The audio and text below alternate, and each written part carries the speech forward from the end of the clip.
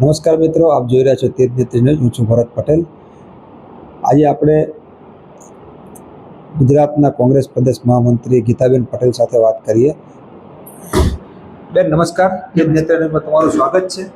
બેન, આજે 2 ઓક્ટોબર છે, ગાંધી જયંતિ છે, તેના વિશે તમે શું કહેશો? સફાઈ ખરેખર આપણે ગાંધી જયંતિ ઉજવીએ છીએ. શું ખરા અર્થમાં આપણે ગાંધીના વિચારોને માનીએ છીએ? ખરા ગુજરાતનું કે આપણે કહીએ કે ગાંધીનું ગુજરાત, તો એ ગુજરાતની અંદર સફાઈ અભિયાનની આપણે જ્યારે વાતો કરતા હોય, જેવી રીતે અમદાવાદ મહાનગરપાલિકા જેવામાં પણ ગંદકી એટલો બધો ફેલાવો હોય છે, રોગચાળો એટલો બધો આપણે અત્યારે હાલ જે પરિસ્થિતિ જોઈ રહ્યા છીએ એ પ્રમાણમાં, ત્યારે સાચી શ્રદ્ધાંજલિ આપણે ક્યારે આપી શકીએ ગાંધીજીને, જેને આપણે વિચારોને વળગીએ? તો શું ગાંધીના ગુજરાતમાં દારૂબંધી છે? ખરા અર્થમાં દારૂબંધી છે ખરી? અને ગાંધીજી એવું ઈચ્છતા હતા કે મહિલાઓ પણ જાહેર જીવનની અંદર આવે ને મહિલાઓને પણ પૂરું પ્રાધાન્ય આપવામાં આવે. તો ખરા અર્થમાં મહિલાઓને પણ આ ગુજરાતની અંદર ન્યાય મળે છે ખરો? એટલે ઘણી બધી એવી વાતો છે કે જે આપણે આમ શું કહેવાય, પુસ્તકો વાંચવા, જાહેર ભાષણોમાં મંચ પરથી બોલવું અને ખરા અર્થમાં આપણે એને કેટલું અનુસરીએ છીએ એના ઉપર આધાર છે.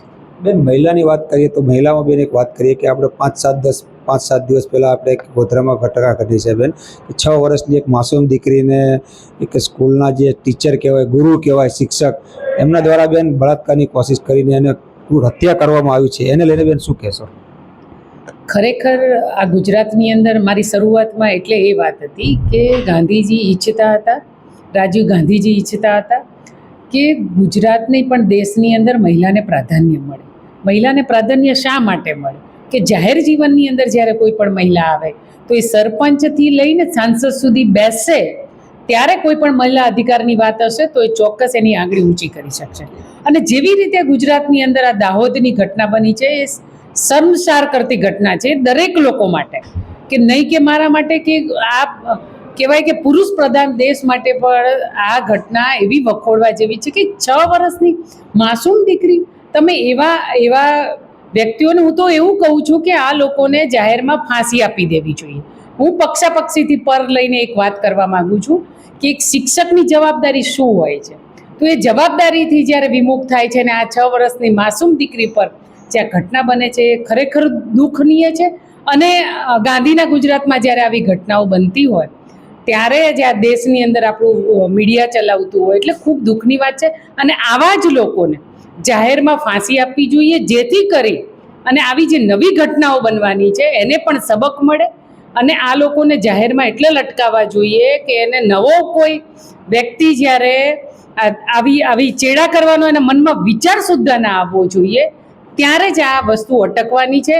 બાકી અટકવાનું નથી, કારણ કે મહિલાઓ પર આયે દિન આપણે જોઈએ છીએ છેડતીની ઘટનાઓ, રેપની ઘટનાઓ આ દેશની અંદર, આ ગુજરાતની અંદર અવારનવાર બનતી રહેતી.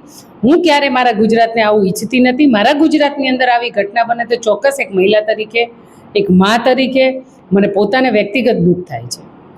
બેન, દીકરીઓને જ્યારે સ્કૂલે મૂકવા જતા હોય છે ત્યારે આપણને કેવો અહેસાસ થાય છે આવી આ ઘટનાને જોઈને?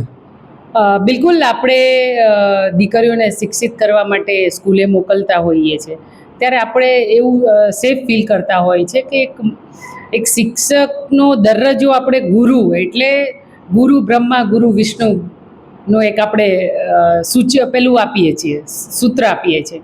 એટલે ગુરુ તરીકે જો આવું કરવામાં આવતું હોય તો આપણને એવું થાય કે કદાચ હું મારી દીકરીને સ્કૂલે મોકલું છું તો મારી દીકરી સેફ હશે. એવું હું માનું છું કે આખી ગુજરાતની દરેક માતાઓ એવું વિચારતી હશે કે આ ઘટના જ્યારે દાહોદની દીકરી પર બની તો કાલ સવાર મારી દીકરી પર પણ આ ઘટના બની શકે ખરી.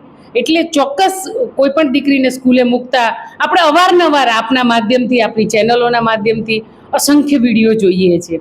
છેડતીની ઘટનાઓ જોઈએ છે, સ્કૂલની અંદર મારપીટની ઘટનાઓ જોઈએ છે, શૌચાલય પણ આપણે ઘણી જગ્યાએ સ્કૂલોમાં નથી હોતા, ત્યારે પણ આ બધી ઘણી જાગૃતતા લાવવાની જરૂર છે. હું માનું છું ત્યાં સુધી આપણે પહેલાં સ્કૂલોની અંદર બેઝિક પાઠ શીખવાડવા જોઈએ અને પહેલાં જ પાઠો શિક્ષકોને ભણાવવા જોઈએ, કારણ કે શિક્ષકની દાનત જ્યારે કોઈ બાળકી પર બગડતી હોય ત્યારે એને સબક ચોક્કસ શીખવાડવો જોઈએ.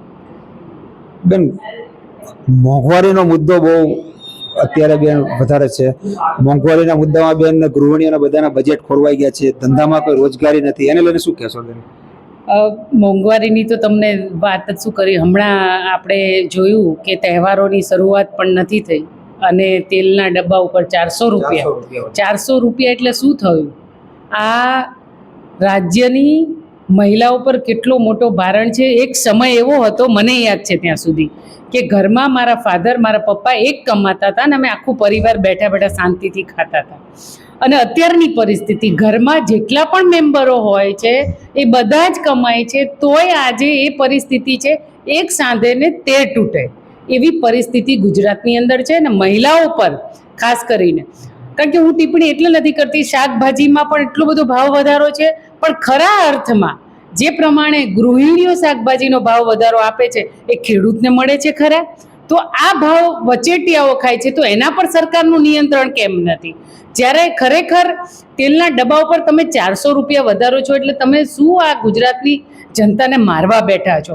નથી એવો આવકના સ્ત્રોત તમે વધારી શકતા, નથી તમે રોજગારી આપી શકતા, તો ચોક્કસ મહિલાઓના તો બજેટ ખરવાય છે. પણ સાથે સાથે હું એવું માનું છું કે દેવામાં પણ આજના કહેવાય ને કે પુરુષો બચારા રાત દાડો મહેનત કરે છે પણ બેંકોની લોન લે છે અથવા તો કોઈ વ્યાજખોરોના ખંડણીઓમાં ફસાઈ જાય છે. કારણ કે એ લોકોને ગમે તેમ તો પેટનો ખાડો પૂરવાની વાત છે.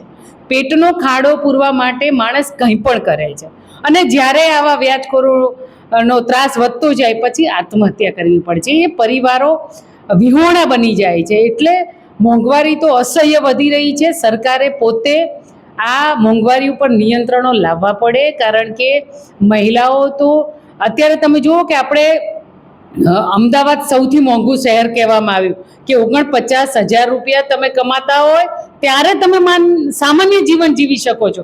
ત્યારે તમે વેતનની વાત કરો છો તો વેતન તમારું 8,000 રૂપિયા મિનિમમ છે. તો તમે સરકારના અધિકારીઓ, સરકારી તંત્ર અને સરકાર શું કરી રહી છે એ મને સમજાતું નથી. એક બાજુ તમે મિનિમમ વેતનની વાત કરો છો અને એક બાજુ જ્યારે કહો છો કે તમારે મહિને 39,000 રૂપિયા હશે ત્યારે તમે સામાન્ય પરિવાર જીવી શકશે. એટલે સરકારે ચોક્કસ સામાન્ય પરિવાર અને ગરીબો માટે વિચારવું પડશે. નહીં તો આજે નહીં પણ માણસો આત્મહત્યા તરફ પણ વળી રહ્યા છે અને હેપીનેસ તો બિલકુલ આ દેશની અંદરથી જતું રહ્યું છે. ગમે તે માણસ જુઓ તો સવારથી સાંજ સુધી ટેન્શનમાં ફરતો માણસ થઈ ગયો છે. હેપીનેસ એના ઉપર બિલકુલ નથી રહ્યું. કારણ કે તણાવ એટલે છે કે પ્રાઇવેટી શિક્ષણ વધી ગયું છે. કારણ કે ફીઓ એટલી ભરવાની છે. હોસ્પિટલની અંદર આપણે જોયું કે અત્યારે રોગચાળો જે વધી રહ્યો છે ગંદકીના કારણે, તો હોસ્પિટલોના ખર્ચા એટલા વધી ગયા છે, એવા આવકના સ્ત્રોત નથી અને સામે ખર્ચા વધારે છે. આમદની અઠ્ઠની ને ખર્ચા રૂપિયા, એવી હાલત આજે આ રાજ્યની આ દેશની થઈ રહી છે. હું માનું છું ત્યાં સુધી સરકારે કંઈ નહીં તો મારી બહેનો કરીને પીએમ જ્યારે બોલતા હતા તો હું એવું માનું છું કે એમને તો ખાલી માત્ર એક બહેનો માટે તો વિચારવું જોઈએ. કારણ કે અને અમુક વાર હું ઘણી વાર વિચારતી હોઉં છું કે બહેનો માટે ક્યારે વિચારી શકે, કારણ કે પોતે તો ઘર માંડ્યું નથી, એમને ખબર નથી કે પત્ની નથી એને મોંઘવારી શું હોય. અમારે તો મારા ઘરવાળા ઘરે આવે એટલે કહું કે ભાઈ આ વખતે દિવાળી આવે છે તો આપણે ફરસાણ લાવવાનું છે, મીઠાઈ લાવવાની છે, કપડાં ખરીદવાના છે, મારે સાડી જોશે, મારે મેકઅપનો સામાન જોશે. એમને તો ઘરે કોઈ એવું ઉઘરાણી કરવા વાળું નથી. એટલે એમને ક્યાંથી ખબર પડે કે ઘર ચલાવવું કેટલું મુશ્કેલ થઈ રહ્યું છે. એટલે મારી ખાસ સરકારી તંત્રને, સરકારના અધિકારીઓને અને સરકારશ્રીને, આપણા સીએમને, આપણા પીએમને મારી 2 હાથ જોડીને એક મહિલા તરીકે વિનંતી કરું છું કે મહેરબાની કરી અને આ તમારી બહેનો સામું જુઓ. મોંઘવારી અસહ્ય વધી રહી છે. અમારા માટે ઘર ચલાવવા ખૂબ મુશ્કેલ થઈ રહ્યા છે. તો આ હતા પ્રદેશ પ્રમુખ ગીતાબેન પટેલ. એમનું કહેવું એવું છે કે 2 હાથ જોડીને નમ્ર વિનંતી કરીએ છીએ ગૃહિણી તરીકે કે અમારું બજેટ ખોરવાઈ જાય છે. તેથી ગુજરાતની સરકારને નમ્ર વિનંતી છે કે આમાં કંઈક આગળ વિચારે અને અહીંની ગુજરાતની બહેનોને થોડી મદદ કરે. નમસ્કાર.